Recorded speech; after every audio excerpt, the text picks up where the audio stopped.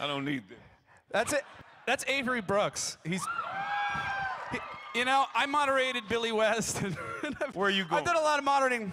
Where are you going? That's Avery Brooks. Dig. Where are you going? I'm getting my little notepad. I have things that I want to discuss with you.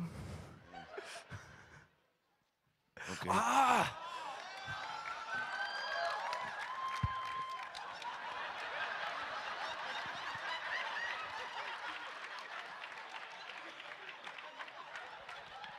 This is not television. For those of you, you know, who... Wait a minute. Sorry. This I'm really important. geeking out right now. Wait a minute. I've been, that's right. But I've been to Portland before. This beautiful city. I've never been asked to come to this. And so for that, I am grateful to be here before you. I have to tell you, as I've said now, you know, that's right. You know, some 20 years and counting. I mean, the fact is that you are the power and glory of all of this, you see? Because if you had not decided to turn this on, we never would have met. And for that, I am eternally grateful. Because from that moment 20 years ago, yeah, I'm not the same because of you. And so I just say, thank you.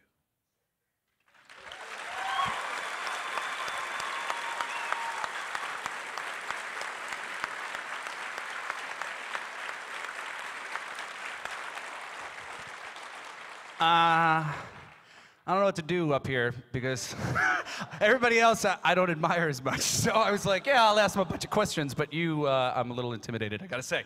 What are you working on right now? Staying alive. And doing a great job. Yeah, it's really true. I mean, people could say, it's interesting that the couches are here. But what we knew growing up on television, you know, there was the couch and there was Johnny Carson and there was, you know, all those people. Well, fact of the matter is, you could sit on a couch and say anything. You know what I mean? And let's run the clip.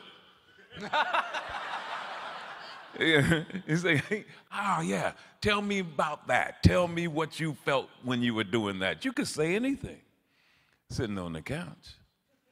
Anything you want. And nobody will ever know whether you're telling the truth or not. Well, let me go a little further. That's right.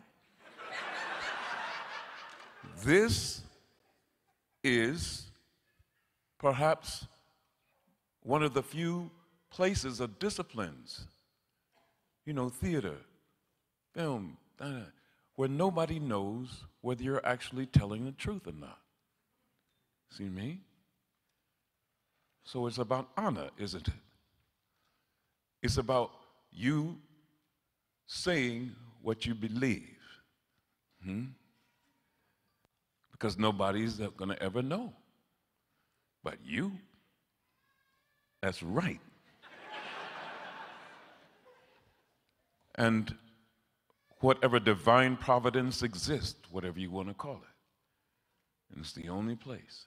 And therefore, this journey that we take in human expression, etc., is one of honor and one that depends on your ability to say what is in your heart.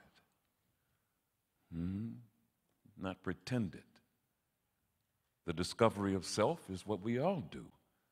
Isn't that right? It doesn't matter what form it is. So when I say in this long-formed answer, what are you doing? Staying alive? It's the truth. You see what I mean? I'm not on the couch. All right. Lesson learned. I was doing some reading prior to this, and I saw a director talking about you as an actor, and just basically saying that you tend to make choices that nobody else would have ever thought of. And when I read him saying that, I was like, absolutely. That is, to me, what always made you so special. You know, especially as Sisko, was just I never knew what you were going to do, because your thoughts, what you were projecting, was so mysterious. And I wonder, do you credit that to anything in your upbringing or anything in how you are as a man that makes you able to kind of see insights into characters that most people don't see? No.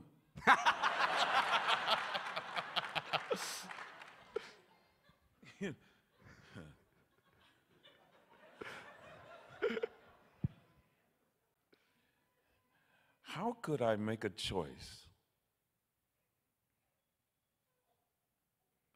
that no other person has made before I make a choice? How is that possible? Well, now when you say it like that. Huh? How? You know, I mean, it's really important. No. This is really important to know. I mean, well, I'll answer it in this way. We are the sum, the S-U-M, of everything that has gone before. You know, so I mean, to the extent that I come through this veil in this way, that's who it is. I am Samuel and Eva's child. That's who you see.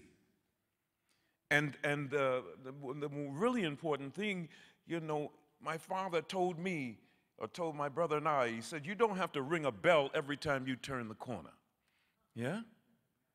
Every time you get ready to turn, you don't ring a bell.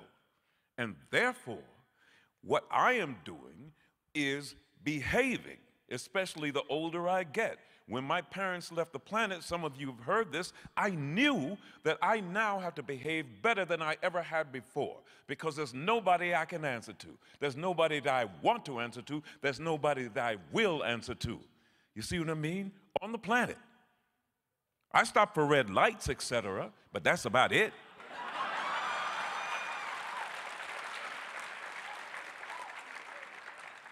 You see, so this idea about ringing the bell, this idea of looking at myself in the mirror more than twice a day, I don't do it. I have a responsibility. And what is that? Responsibility, well, people have said it more eloquently, you see. Where I come from, what I come through, has been paid for. James Baldwin called it the price of the ticket. I mean, other people have said it. The reason I sit here before you is not because of me. Yes, it is because of Samuel and Eva. Yes, it is because of people named and unnamed since I have been here on this planet who have prayed for me, who have sung for me. You understand that? Who have struggled for me.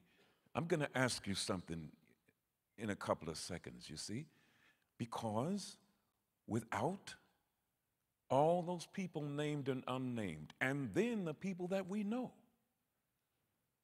without Brock Peters, I am not here.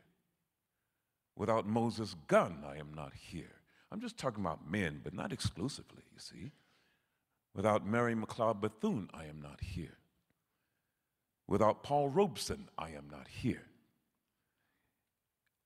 Let me do this. And this is not original, but I'm going to count to 3.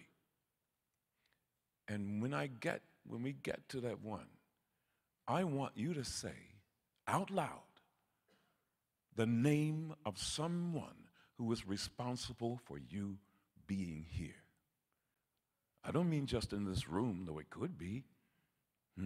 Somebody who is responsible for you being here, alive. 3, 2, 1. You see what I mean? And therefore, in the chorus of we, in the chorus of those people named and unnamed, do we stand here at this very moment. I'm not fooled. See? Yeah. That's it. Avery Brooks, everybody.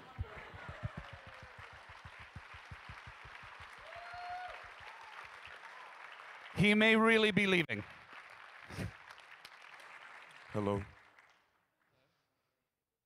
What's your name? Christopher? I just wanted to come and say hello. You all right? Yeah. Okay.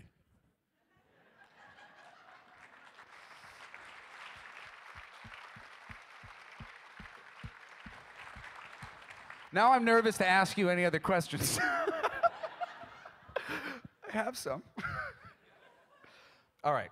When I saw you in American History X, I was very young, and at the time I remember just being kind of uncomfortable that you were in this movie where there was all this, racism. All these people were, horrible things were happening, and you were the sane person giving sage advice.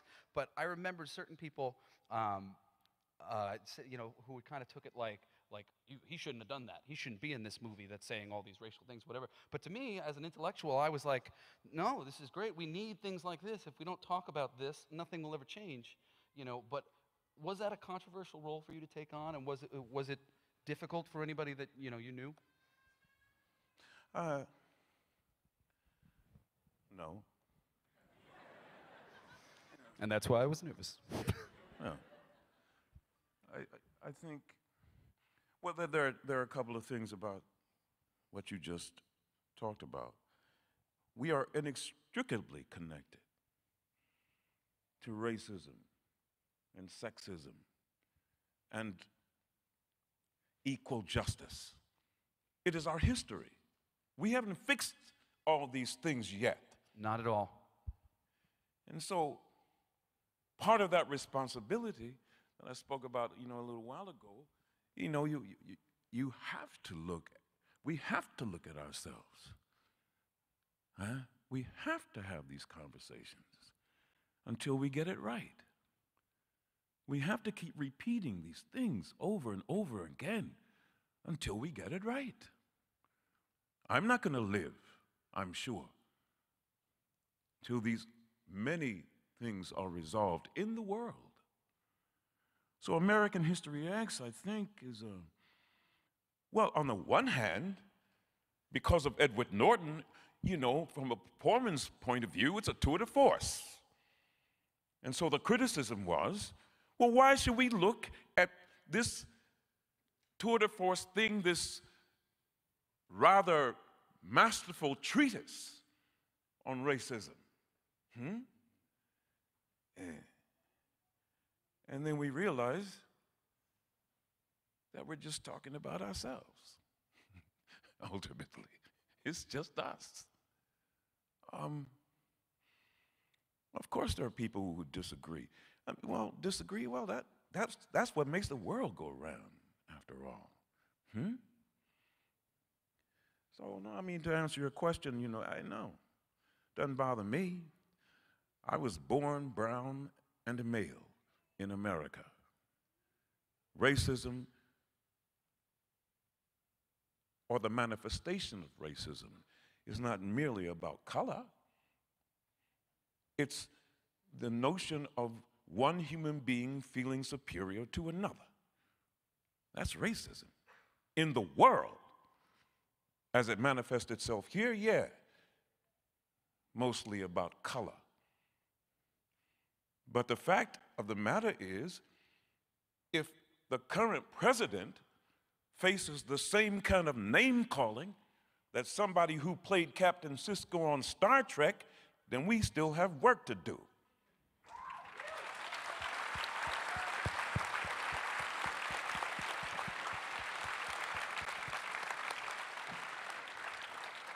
What do you think about opening up the floor to some questions? Not from me. I'm putting the risk on your shoulders. while you're making your way to the microphone, if you have the nerve. No. Come on, baby. You know, all I'm saying is this. You see, and I've said this, many times now over the years. You see how long it took me to answer a simple question. Huh? I have 3 children. See? Yeah. They're grown now, but can you imagine asking if they could, Dad, can I go across the street?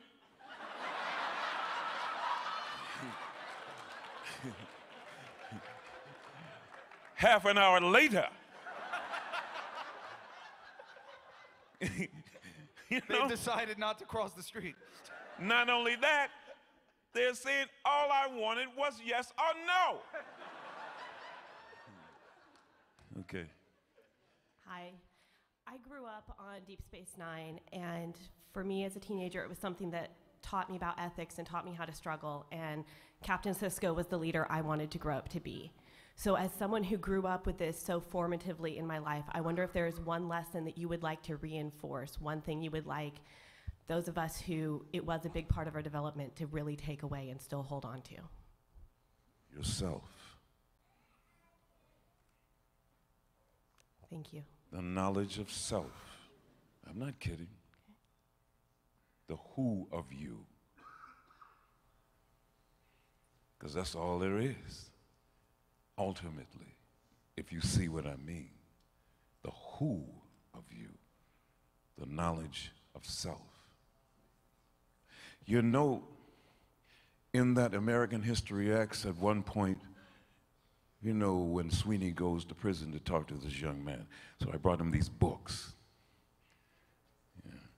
And this is actually, it wasn't written. I said, aha, I know. This man named Howard Thurman, who was a Christian mystic. And anyway, and I paraphrase, he talked about going to the altar of self. And there is the discovery of all you need to know. There's nothing else.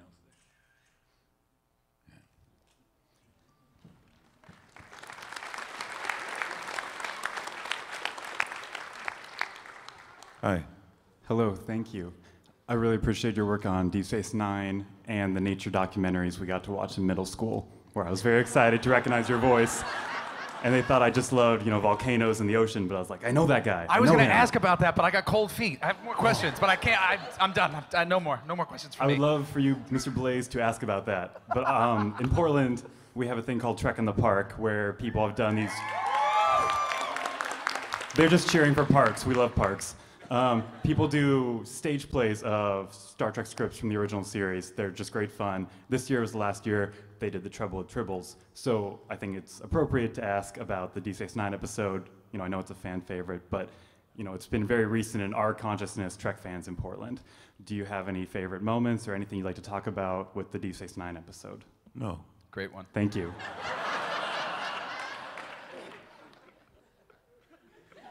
Isn't he intimidating? It's really hard. I don't usually get like this. Hi, Mr. Brooks. I have always loved Star Trek because of the social things that it says. So when Far Beyond the Stars began, I thought, oh shoot, it's another cheesy holodeck episode. Like, what's gonna happen? Because you see Nog as the paperboy, and then it started moving, and I was so impressed. I think it's one of the most incredible television episodes of any series of anything that I've ever seen. And then I read voraciously about it, and I know that you wrote and directed. I just directed it. Well, it was phenomenal, and I was wondering if you could just talk about Far Beyond the Stars a little bit. Okay, Ira Bear, came to me or called me. That's how it is. Producers are on one side of the lot, and soundstage on the other. So I went over there. He said, I have this idea, and I want to know whether you are interested because you will be in front of the camera, but I also want to know if you want to direct it. I said, well, okay. And I thought so many things about it because, because of the writing of it, because it talked about 1953, because it talked about, who we are, or who we were, at least. But this idea of this brown man writing or projecting this vision of a science fiction, well, not a show, but this thought. I thought that was incredibly clever. You know what I mean? I thought it was. I mean, in addition to the which that we got a chance to see the people, people not having to get up at 4 o'clock in the morning to put the prosthetic stuff on, I know they were grateful for that. Then in every department, art department, et cetera, then people get to expand this thing. We are no longer using phasers, you see. Interesting story about that. We got a memo, I guess it was during the first season, which said from the security department, do not point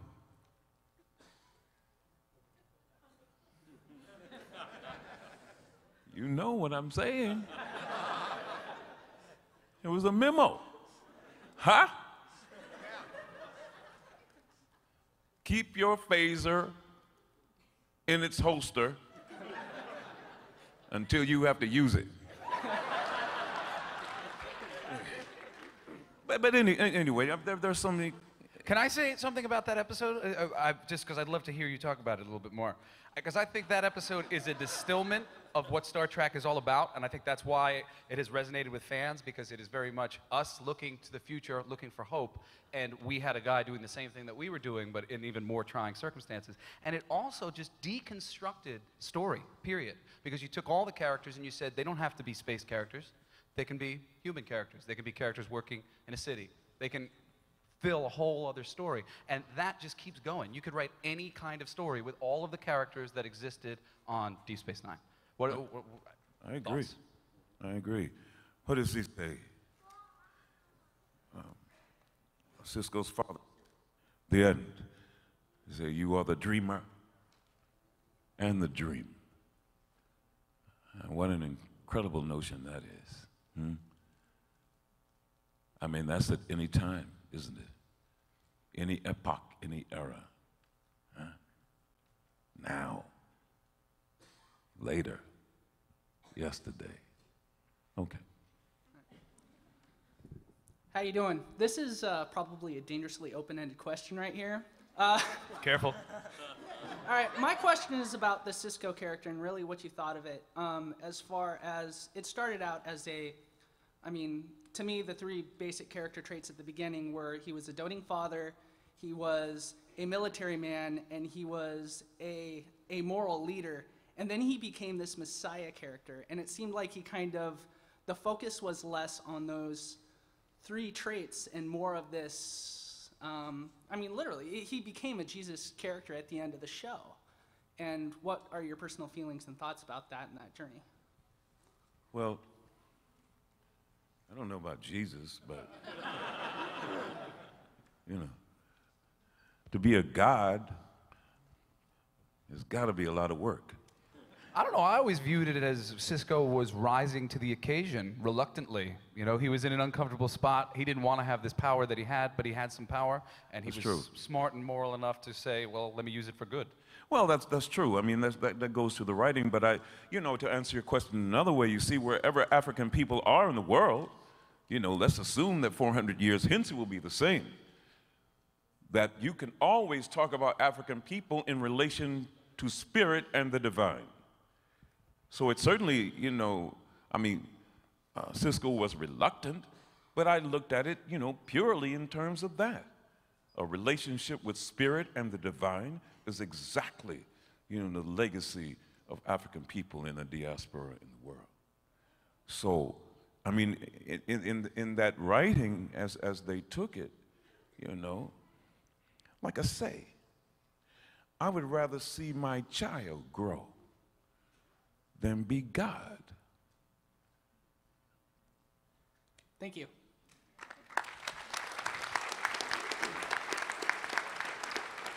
Hello, sir. I really enjoyed watching the documentary The Captains, and I was wondering what it was like for you to be in the same room and hang out with another captain, with William Shatner.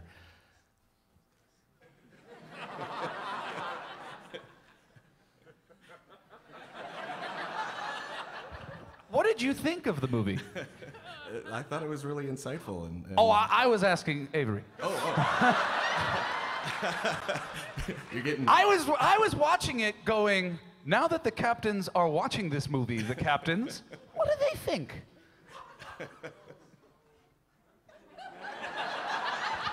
I found it to be absurdly interesting. Very interesting.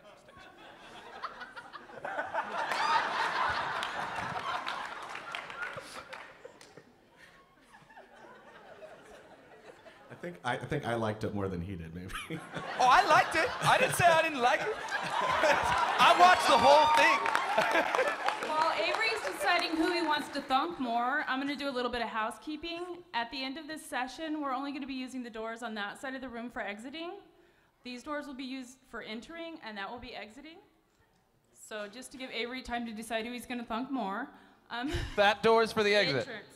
That Exit. one is exit. Yeah, so you Exit. might want to head to that one, Jesse. Exit. I know I peed already. I'm good. Thank you. Hi.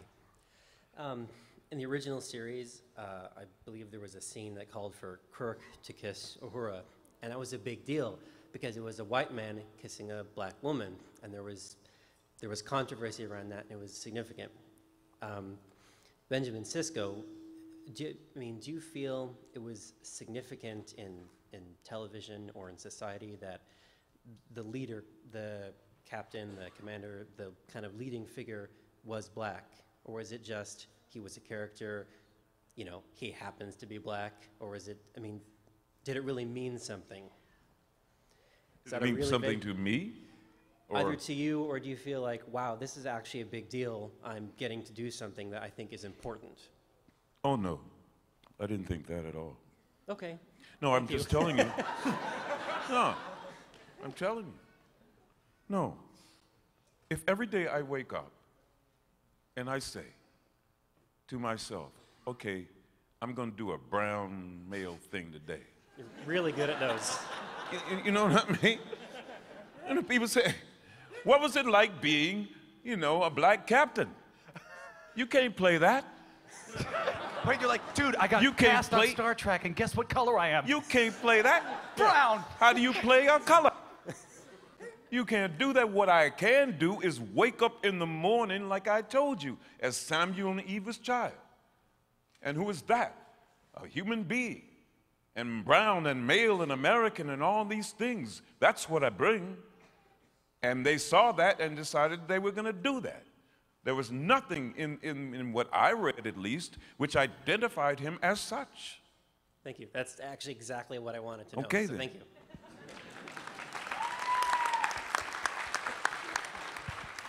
Hey, I just want to say tremendous amount of respect for you. Excellent. But my question is about the Deep Space Nine episode In the Pale Moonlight, which was somewhat controversial. You know, much darker than Star Trek had traditionally done before. I was wondering what your opinions on it were. Well, the fact that, ostensibly Sisko is talking to the computer, and I'm looking straight into the camera, talking about it. So, again, when we talk about this darker thing, or people who have said it about this darker thing, actually Deep Space Nine, in my mind, resembles us. Yeah, totally. You know what I mean? Yeah. And to that extent, it was more difficult. Ira Bear talked about them as writers making this left turn for you. How do you make this palatable? How do you make this comfortable, especially with a man who doesn't want to be here? You know what I mean? Yeah. How do you look? those things. We're talking about homelessness and terrorism and all these things. Is that right? Gender identity. That's us. So none of it bothered me. Oh, I take that back. Ella Moran. Count to 4. Ella Moran, then 3. No. Other than that, I was cool. Hi. Coming here, and this just came to me, hearing you talk about race, like, why do I have to be black? Can't I be me? Really spoke to me, being half black, half white, in my entire childhood, being forced to try and choose either one in elementary school, and so. But my question was, in the captains, me and my parents found out you were a musician. That's right. Yeah, and we both really, or all three of us, loved your music, and I was wondering if you'd sing like a verse for us. Please.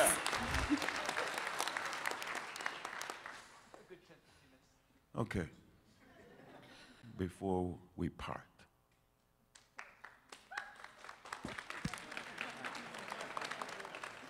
Before we part. He'll get to it. Before we part. I'm studying you, Avery. I want to be able to take apart everybody around me like you do. You are so good. Mr. Brooks, my name is Shelley, and this is not about Deep Space Nine. This is about a scene that I saw you in, and you were wearing a pork pie or a fedora, I don't remember which. And I had this little epiphany, you see. Jazz kind of saved my life. Bill Evans, John Coltrane, Pat Metheny to Wynton Marsalis. Jazz very much saved my life. And I saw you in this pork pie, and I thought, that man right there, Avery Brooks, this man needs to play Thelonious Monk sometime. And I've actually harbored this seed for some years. That's how strongly that... Well, you know, the reference was exactly that. You know, that was in Far Beyond the Stars. I mean, that hat, that pork pie hat, I mean, again, in the resemblance of Monk. The piano in the kitchen, Thelonious Monk had a piano in his kitchen. I mean, so, as a matter of fact, in that particular episode, you know, everything that you saw in Far Beyond the Stars and you looked in Benny Russell's apartment, you know, there were a couple of times where we panned through the apartment and the books, and there was a door, a real one, a real door from the Dogon tribe in Mali, who discovered Sirius B hundreds of years before people in the West, astronomers, astrologers, knew it existed. So, yeah, Monk, you're absolutely right. I would love it if you would think that. And just one more thing, the only episode of Star Trek or Deep Space Nine that I remember, the episode where you had to betray your conscience to start a war, I thought that was a phenomenal delivery. Shelley, have you considered voiceover? I very much, yes. In fact, I'm going to talk to Mr. West and hopefully Mr. DiMaggio and Mr. Jones.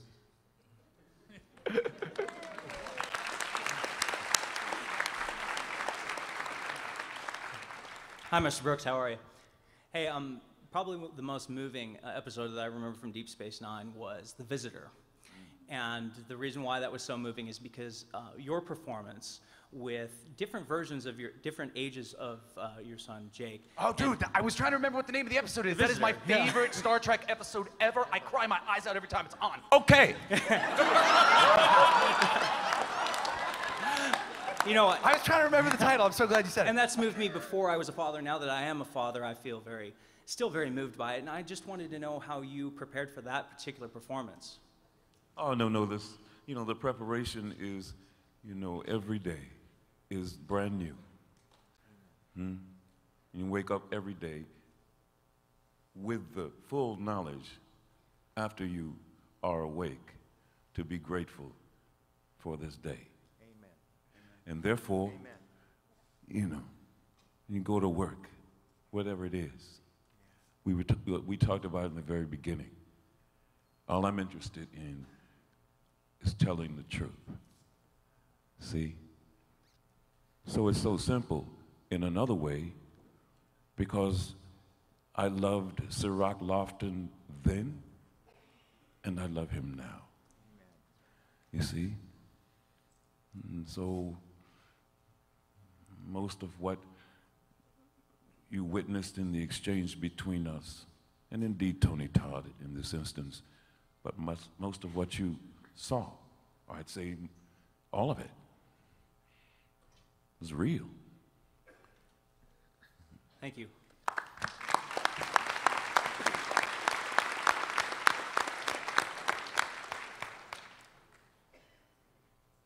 Growing up watching the Deep Space Nine, I remember thinking, this is wonderful, this is awesome. And I loved your character, and I loved the way that you acted.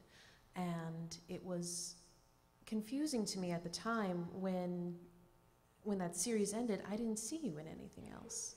I had this idea that these actors would go on to continue and doing and doing and doing.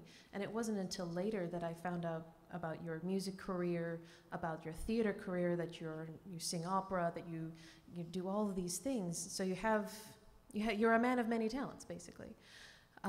So what makes you decide to go from theater to movies to TV? Is there anything that particularly that you make the choice, or is it that you just are drawn to certain projects? You know, honestly, I was going to say something really dishonest to answer your question. I was going to say money. That's not true. You know, because, well, we only have this time. So Gordon Parks, you know, a man who I'm greatly admired and worked with, you see, great filmmaker, among other things, you know, really a Renaissance man he was. Well, you know, he said, if you can't look in the mirror after you've made a decision, then it's not the correct one. If you can look in the mirror and you can tell your children about it, then you're all right.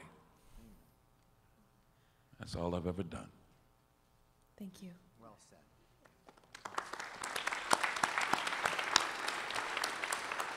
Mr. Brooks, I've been a fan of yours since I was a young man. And growing up with my grandfather, he said that you were one of the coolest men on television. Not playing Benjamin Sisko. You want to learn how to take apart a room?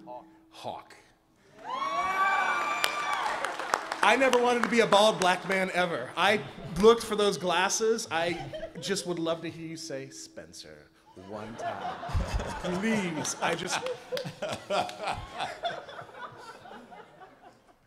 I got paid to say that.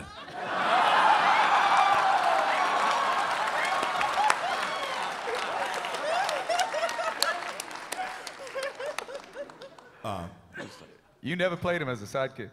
No. We've got like five minutes. All right. Professor Brooks, two-part question. Is there a role you'd like to play either on stage or on film? And you know, what is that role and why? And if you had the resources to produce a film about anything you wanted to produce or about anybody you wanted to do, what would it be? Well, I can answer the second part of the question first. Paul Robeson.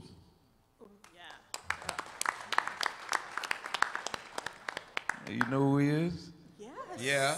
Not you. Do you know who this man is? Okay then. Look him up on your phone. I mean, we only have a couple of minutes left. Paul Robeson. Yeah.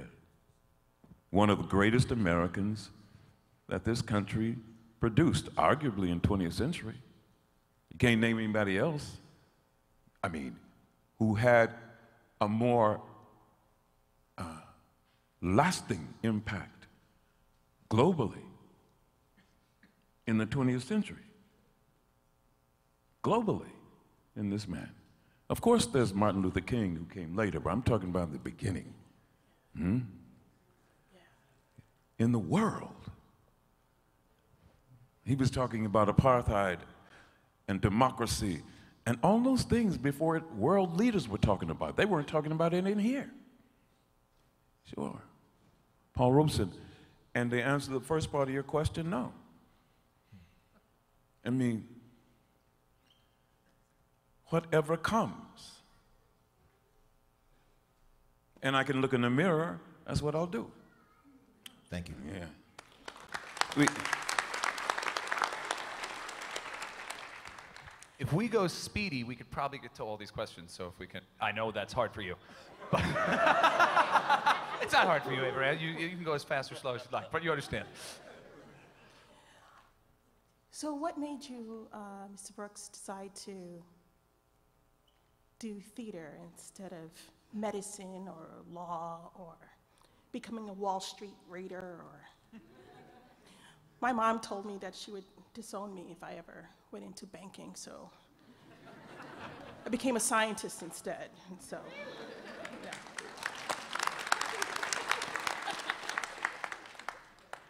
Well, okay, I wanted to go to Mississippi. That's where all my people are from. You know, in the beginning of the Civil Rights Movement. And my parents told me no, in part because of my temperament. They felt I wouldn't survive it. Gordon Parks, again, wrote this book called Choice of Weapons. In the paraphrase, he says, you know, one of the most important weapons that you have is your mind. And also love, of course. And so in the 60s, with the Civil Rights Movement, the war, all these things going on, then I chose to use the things that I had been given. Yeah, my voice, my mind, my heart, you see? And so theater became a tool for me, as it still is. It's a way to talk about the world. That's exactly what it is. No more for me, not even money. Okay, we gotta go, don't we? Yeah, we're close. One more.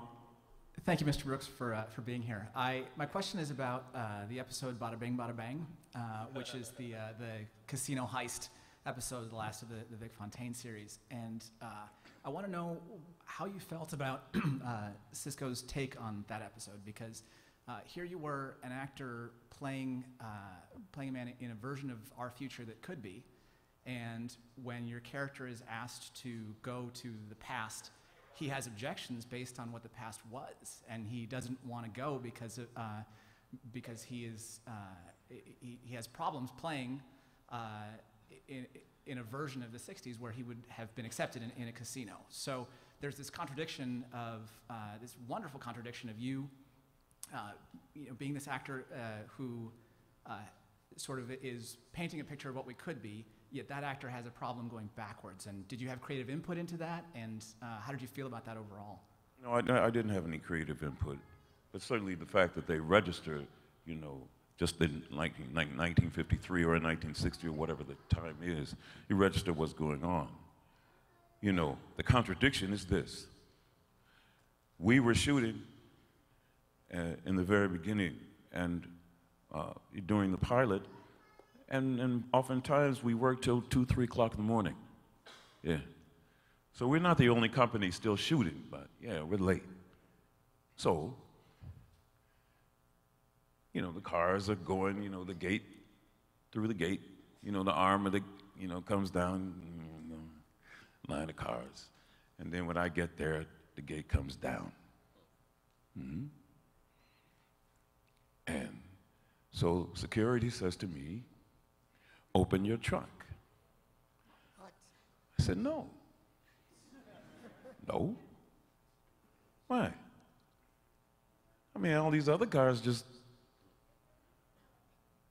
yeah? Why? What do you think I have in this Volkswagen Rabbit? I mean, you're looking conspicuous. You think, what's in there? The Defiant?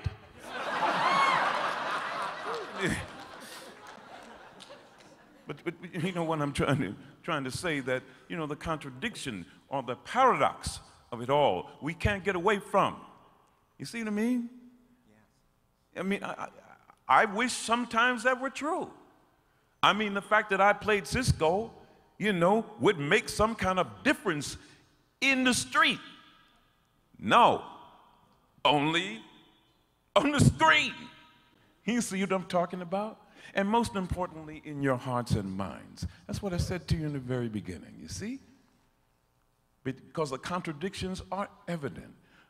They are inescapable, in a way. You with me? Okay. Thank you. Now, you. Hi. Nice boots. Yeah, old friends. I had a very broad question about music. Actually, is there any particular musical group that has influenced you or you respect, or anything in your work that is affected by musical ability? Well, you know, I could talk about the whole world in terms of music. I suppose we could. We could. You know, metaphorically and otherwise. Everything is music. You know, the music of the night, the music of the morning. You know, the voice of the turtle, the voice of the land. I mean, we could talk about everything in terms of music. But, you know, I was born in music in that way. I can't remember a time where music is not present in my life. You know, my mother, pianist, organist, my father, singer, not by vocation. But this is what you hear, this facsimile of that voice, Samuel's voice, see? But music, I mean, music, Bernice Regan says music is as necessary as air. Eric Dolphy said, once you play it, it's in the air. You can never recapture it again. For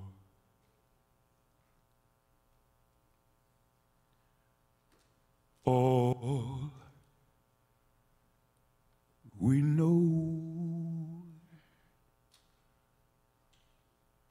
we may never meet again. Before you go, make this moment sweet again. We won't say goodnight until the very last minute. I'll hold out my hand, nothing but my heart will be in it. For all we know, this may only be a sweet dream. We come and we go like the ripples in a stream. So love me now. Tomorrow was meant for some, but tomorrow may never come. For all we know